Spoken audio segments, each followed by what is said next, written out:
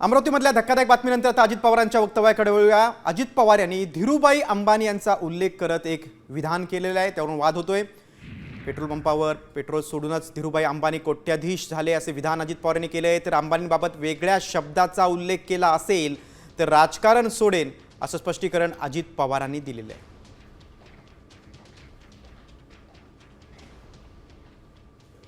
मला सहकार टिकवायचं नसतं तर मी पंप काढले असते का? काही करू ना, माझी गोरगरिबांची मुलं लागली ना तिथे का? मला पंपावर मुलं लागलं हे मला कमीपणाचं आहे आणि पंपावरच पेट्रोल सोडून धीरूभाई अंबानी कोट्याधीश झाला। तुम्हाला सगळ्यांना मी खरेदी विक्री संघ मार्केट कमिटीच्या पेट्रोल पंपाची माहिती देत असताना असं म्हणालो, या देशाची एक व्यक्ती म्हणजेच धीरूभाई अंबानी हे स्वतः पेट्रोल पंपावर पेट्रोल सोडण्याचं काम करत होते। हे चॅनेलवाले वेगळंच काहीतरी दाखवतात की अजितनी वेगळा उल्लेख केला।